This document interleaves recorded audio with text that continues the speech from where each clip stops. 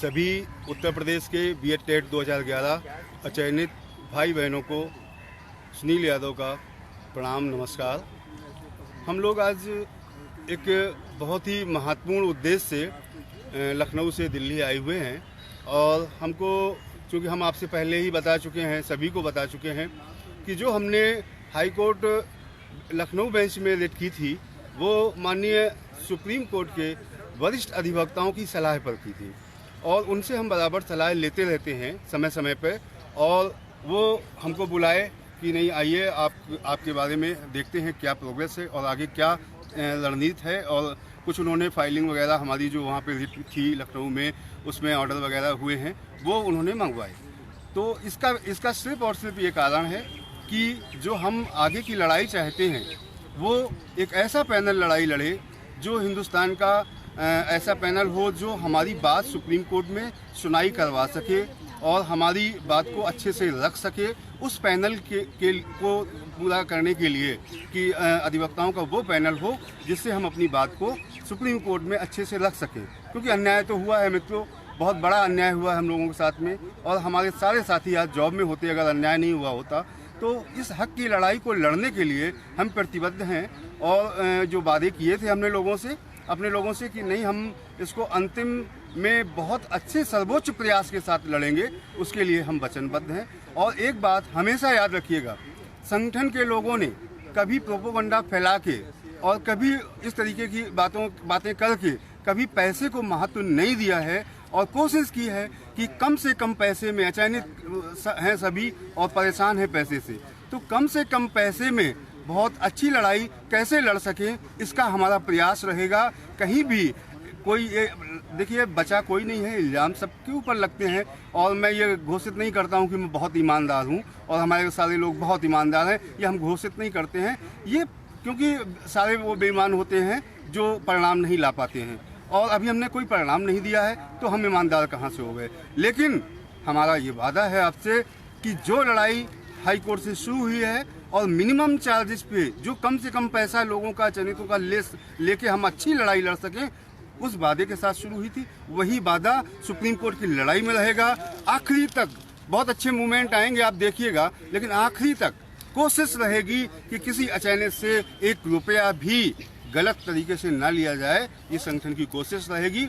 और आज महत्वपूर्ण मुलाकातें हमारी होनी है वरिष्ठ अधिवक्ताओं के साथ और उनका समय मिल चुका है हम लोगों को। तो हम आज शाम को 4 बजे उनसे मिलने के लिए उनके घर बुलाया गया है ऑफिस में, तो वहाँ हम लोग जाएंगे और हम लोग आज सुप्रीम कोर्ट में मौजूद हैं और सिर्फ इस वचनबद्धता के साथ मौजूद हैं कि लड़ाई बहुत अच्छी लड़ी जाएगी, संगठन बहुत अच्छी लड़ाई लड़ेगा, क्योंकि संगठन में शक्ति होती है और इस शक्ति को हम देंगे। और लोग क्या कहते हैं इस पे मत जाइएगा कभी, लोग तो तरह तरह के सवाल उठाते हैं, नए नए लोग आ जाते हैं, वो अभी अधूरी लड़ाई है हमारी लड़ाई पूरी कहाँ हुई है। अभी तो हाईकोर्ट में जो है यहाँ के अधिवक्ताओं ने हमें भेजा था कि वहाँ जीत करके और तब वहाँ से यहाँ आइए, तो अभी तो हमारी लड़ाई पूरी नहीं हुई और लोग हम पे सवाल उठाने लगे हैं, हमसे परिणाम मांगने लगे हैं। तो परिणाम मिलेगा सुप्रीम कोर्ट से, हाई कोर्ट से परिणाम नहीं मिलना था। हाई कोर्ट एक रास्ता था हमारे लिए, उस रास्ते को अख्तियार करके हम लोग यहाँ आए हैं और आज जो है उनको पूरी फाइल लेके आया हूँ और पूरी फाइल उनको उपलब्ध करानी है और इसके बाद ये काम यहाँ पे जारी हो जाएगा, ये शुरू हो जाएगा और जैसे ही हम लोग वहाँ से यहाँ आएंगे तो हमें समय नहीं लगेगा, हम लोग यहाँ फाइलिंग करा के, ड्राफ्टिंग करा के और रिट दायर कर देंगे।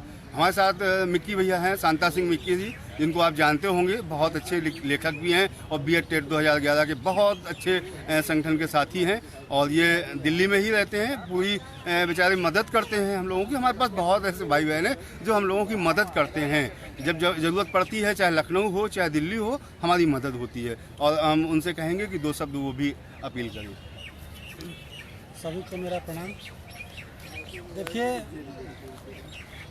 लड़ाई कौन लड़ रहा है? और वो चयनित लड़ रहा है, शोषित लड़ रहा है, पीड़ित लड़ रहा है। करे तो करे क्या? अब उसके पास विकल्प एक ही है कि उसकी लड़ाई आगे कौन लड़ रहा है। और आज के तारीख में विकल्प बहुत मौजूद हो जाते हैं। मतलब क्या है? भटकाव की स्थिति है। तो ठहराव कहाँ मिलेगा? जहाँ आपका विश्वास होगा। विश्वास क्यों होगा?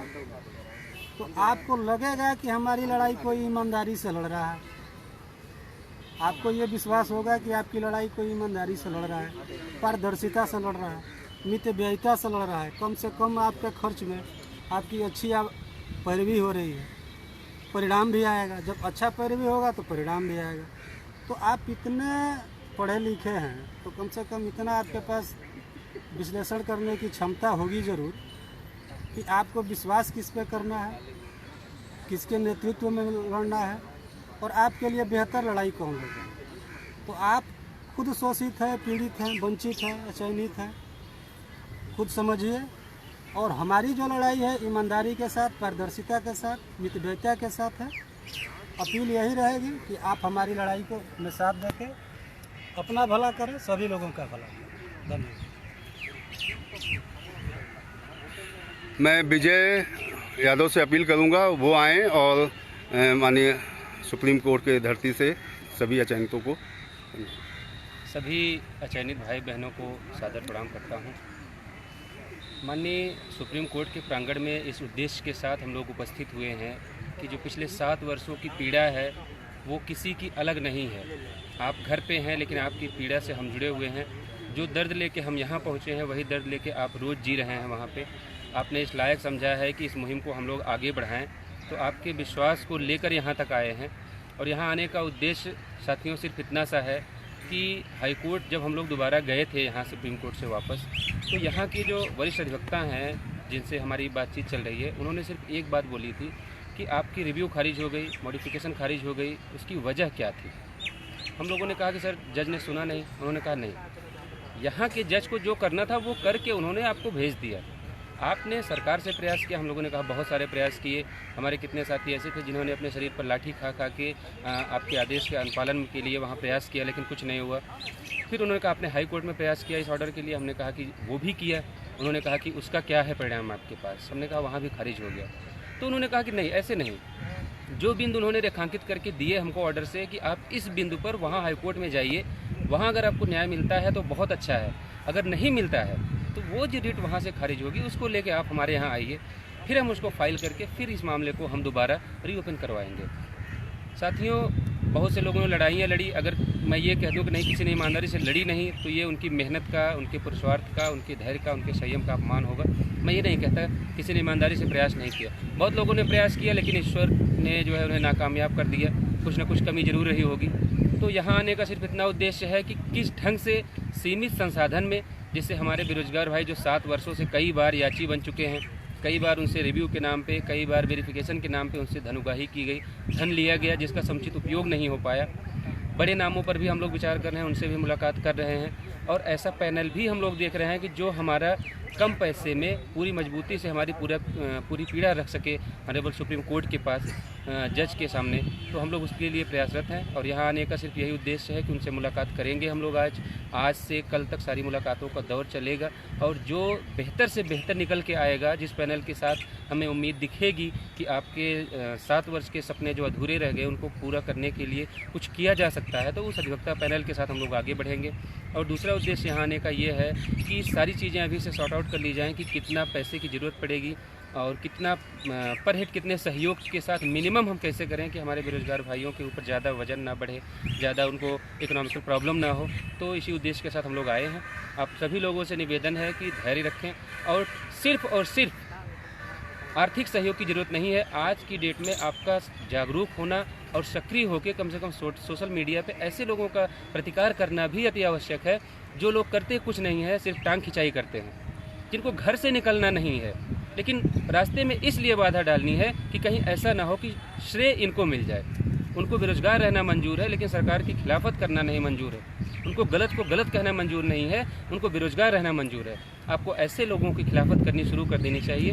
ये मेरे खुद के निजी विचार हैं और आप लोग देखते होंगे मैं लिखता रहता हूँ। तमाम आरोपों के बाद भी हम लोग लगातार डटे हुए हैं। सिर्फ इसलिए डटे हुए हैं कि हम जानते हैं कि अगर हम पढ़े लिखे हैं, अगर हमने हार मान ली, हमने अपनी कलम रख दी, तो इस मुल्क को, इस देश को, इस समाज को, इस शिक्षित वर्ग को बर्बाद होने से कोई बचा नहीं सकता।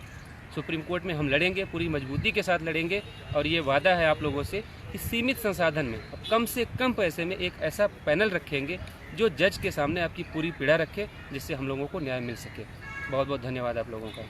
हमारे बीच में अभी अभी हमें दिख रहे हैं दूर से आते हुए मनोज मौर्य जी आ रहे हैं। मनोज मौर्य जी से मैं अनुरोध करूंगा, वो अपने मैटर में आए हुए हैं, माननीय सुप्रीम कोर्ट उनका 12/091 का मैटर चल रहा है। मैं अपेक्षा करूंगा कि 2 शब्द वो भी आके कहें यहाँ पे। सभी साथियों को नमस्कार। अचानक सुनील भाई ने बुला लिया, कोई बात नहीं। और क्या बोलूँ यार, सुनील भाई आए हुए हैं तो इतना यकीन है कि वो जो कुछ भी करते हैं बहुत अच्छा करेंगे।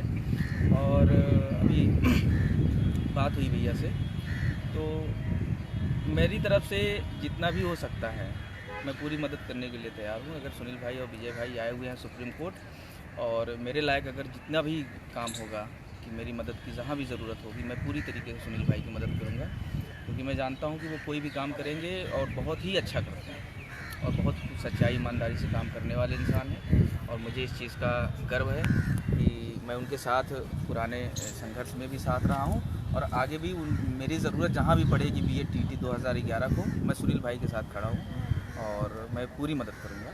जो भी कानूनी कार्रवाई होगी, जो भी वकीलों का पैनल भी होगा, मुझसे जो भी एडवाइस वो लेना चाहेंगे, मैं पूरा देने के लिए तैयार हूँ। ठीक है, बहुत बहुत धन्यवाद मनोज भाई का।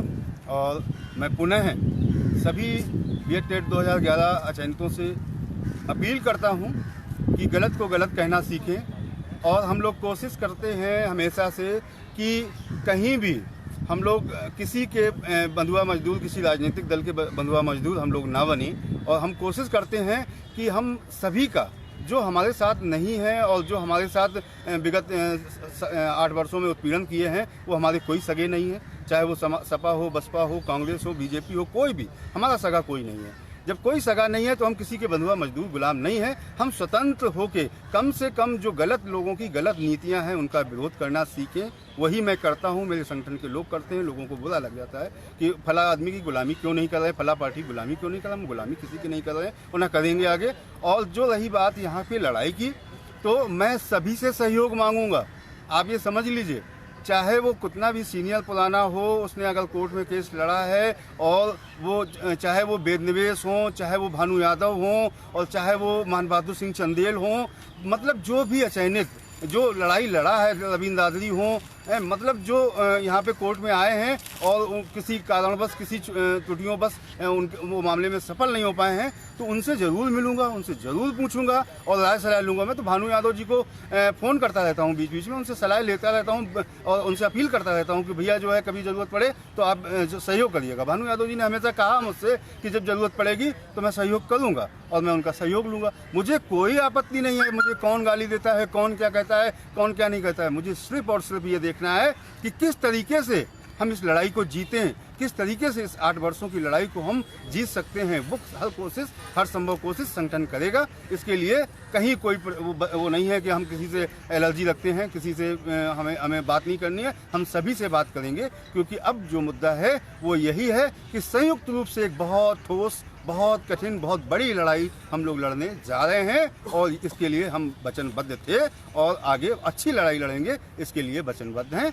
आप सभी का बहुत बहुत नमस्कार, प्रणाम, जो सहयोग करते हैं। और सबसे अपील है कि प्लीज़ इस लड़ाई को एक सुर से लड़िए, एक बन के लड़िए। पैसे का महत्व मत दीजिए, पैसा बहुत सेकेंडरी चीज़ है। हम लोग संगठन के लोग कभी भी पैसे के लिए काम नहीं करते हैं, ना पैसे का कोई इशू है। हम लोग बहुत छोटे छोटे अचानक से लेके पैसे और बहुत बड़ी बड़ी लड़ाई लड़ने की संकल्प लिए हुए हैं, वही काम करेंगे। कहीं भी कोई प्रोपोगंडा नहीं होगा। बहुत बहुत नमस्कार सभी को, बहुत बहुत।